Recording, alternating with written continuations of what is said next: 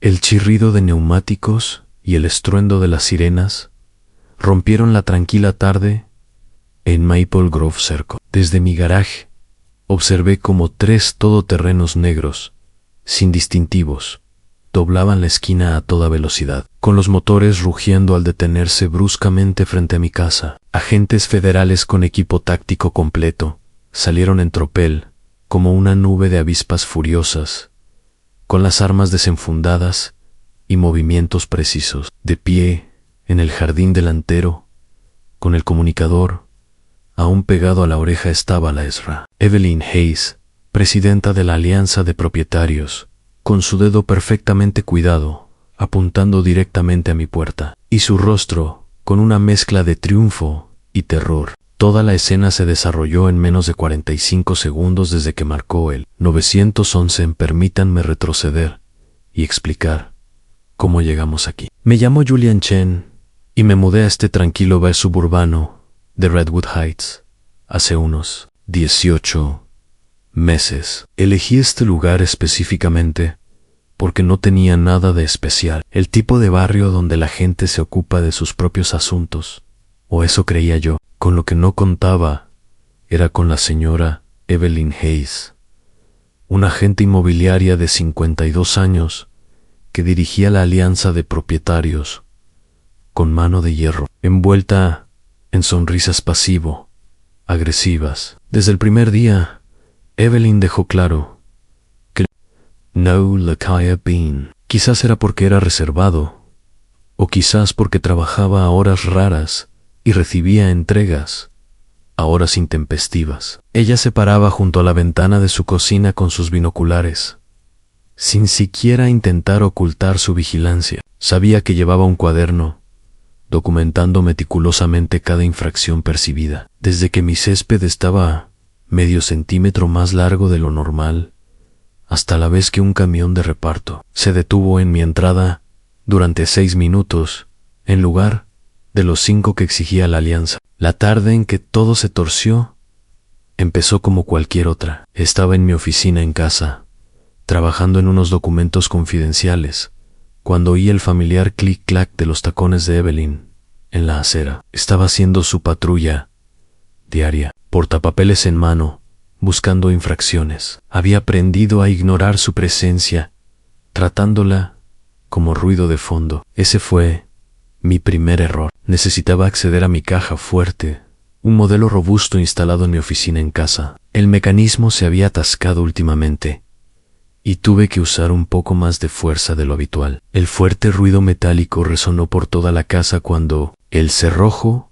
finalmente se soltó. Luego llegó el zumbido de mi taladro eléctrico mientras ajustaba los mecanismos internos. Con la vista periférica, capté un destello de movimiento fuera de la ventana de mi oficina. Evelyn tenía la cara pegada al cristal, con las manos ahuecadas alrededor de los ojos, para ver mejor. Continué con mi trabajo, pensando que con el tiempo se aburriría y seguiría adelante. Pero la imaginación de Evelyn ya estaba desbocada. Corrió de vuelta a su casa, sin duda, para recuperar sus binoculares de alta potencia de la ventana de su dormitorio, que tenía una vista parcial. Timmy Officin me observó mientras abría la caja fuerte por completo. Lo que vio dentro la hizo jadear, tan fuerte que pude oírlo desde el otro lado del límite de la propiedad. Dentro de la caja fuerte había montones de documentos marcados con sellos oficiales, varios equipos que sin duda resultaban intimidantes para el ojo inexperto, y varias cajas metálicas con cerraduras electrónicas. Para la sensibilidad suburbana de Evelyn, debía de parecer sacada de una película de espías, lo cual, irónicamente, no estaba muy lejos de la realidad. Le temblaban las manos al marcar el 911.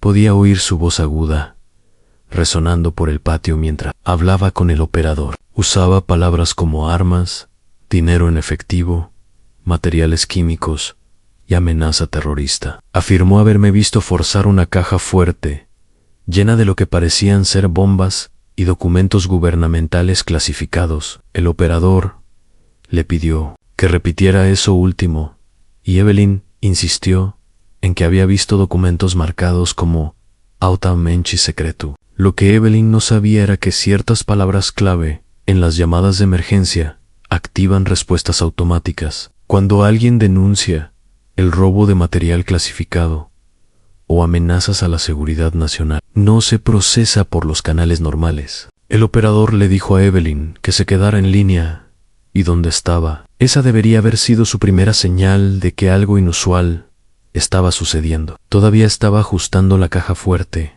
cuando oí acercarse los vehículos.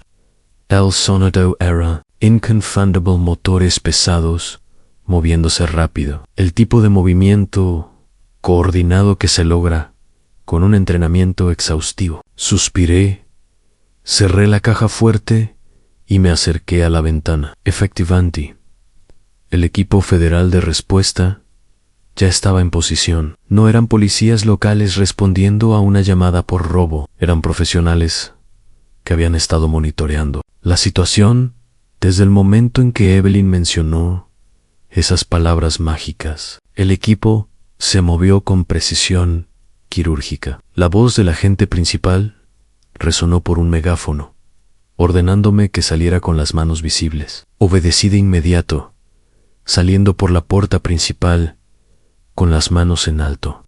Evelyn seguía en mi jardín, su rostro revoloteando por las emociones como una máquina tragamonedas rota. Había esperado una justificación, pero la gravedad de la situación comenzaba a hacerse evidente. Mientras caminaba lentamente por el camino de entrada, busqué mi billetera con movimientos deliberados. El agente principal, un hombre alto de mirada penetrante, se acercó con cautela. Le entregué mi identificación, no la licencia de conducir que Evelyn me había visto usar en las reuniones de la Alianza, sino una credencial completamente distinta. Su expresión pasó de inmediato de la sospecha a la comprensión, y luego a una ira apenas contenida. Gritó órdenes a su equipo de que se retiraran, y luego centró su atención en Evelyn. Ella seguía aferrada a su comunicador, abriendo y cerrando la boca como un pez jadeando. El agente le pidió que describiera exactamente lo que había visto y lo que había informado, mientras tartamudeaba en su explicación,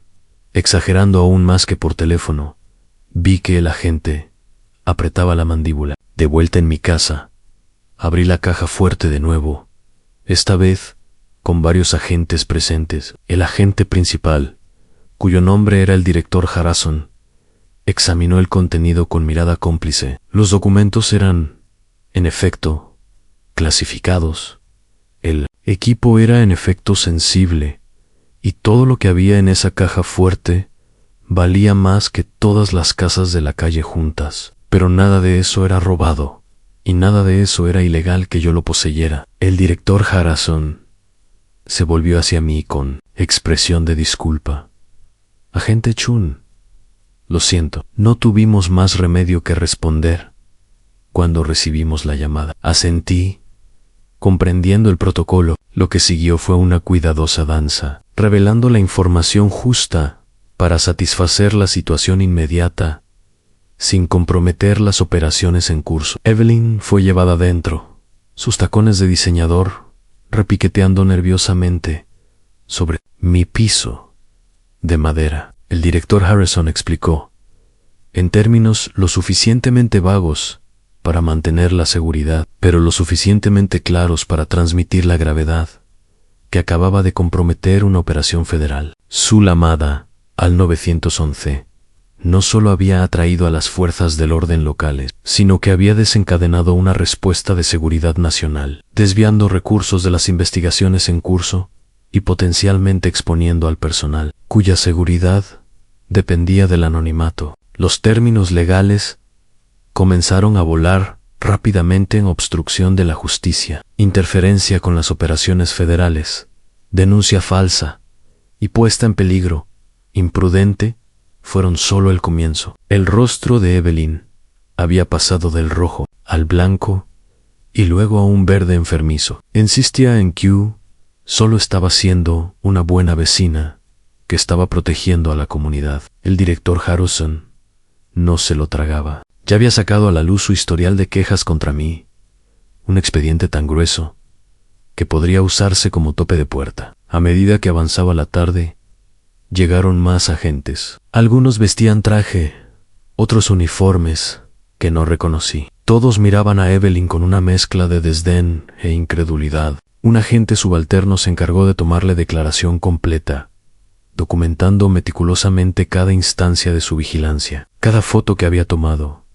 cada nota que había tomado sobre mis actividades. Lo que parecía una curiosidad inofensiva se convirtió de repente en evidencia de un patrón sistemático de acoso contra un agente federal. El verdadero golpe llegó cuando el director Harrison le informó a Evelyn que tendría que contratar a un abogado. El gobierno presentaría cargos, y aunque podrían mostrar cierta indulgencia dada su ignorancia, el hecho de que hubiera exagerado su informe con menciones de armas y sustancias químicas aumentó la gravedad. En esencia, había llamado para presentar una falsa amenaza terrorista, lo quisiera o no. La vida profesional de Evelyn se desmoronó más rápido que un suéter barato. La agencia inmobiliaria donde trabajaba no podía permitirse la publicidad de tener a una agente bajo investigación federal. Su licencia de corredora fue suspendida a la espera de revisión. La junta directiva de Alliance convocó una reunión de emergencia esa misma noche y, por unanimidad, la destituyó de su cargo de presidenta. Algunos miembros de la junta eran exmilitares y comprendían la gravedad de lo que había hecho. Los golpes financieros vinieron después. Su abogado, un hombre nervioso, especializado en disputas inmobiliarias y claramente desorientado, le informó que defenderse de los cargos federales requeriría un especialista. Solo el anticipo ascendía a 50,000 créditos. Las posibles multas, en caso de ser condenada, empezaban en 100,000 y subían a partir de ahí. Su casa, la joya de la corona de su impecable vida, probablemente tendría que ser hipotecada para pagar su defensa. Pero la cifra que realmente le hizo temblar las rodillas a Evelyn fue cuando el fiscal mencionó la posibilidad de una pena de cárcel. Interferir con las operaciones federales conllevaba una pena máxima de 5 años. Presentar una denuncia falsa que desencadenara una respuesta de seguridad nacional sumaba otros 3. La fiscal estaba considerando si su patrón de acoso constituía acecho a un agente federal, lo que podría añadir 5 más. Evelyn se desplomó en una silla en mi sala, completamente desprovista de energía. Murmuró algo sobre solo intentar mantener la seguridad del vecindario, pero ni siquiera ella parecía creerlo. La realidad se estaba imponiendo a su necesidad de controlarlo todo, su obsesión por encontrar infracciones, su incapacidad para ocuparse de sus propios asuntos.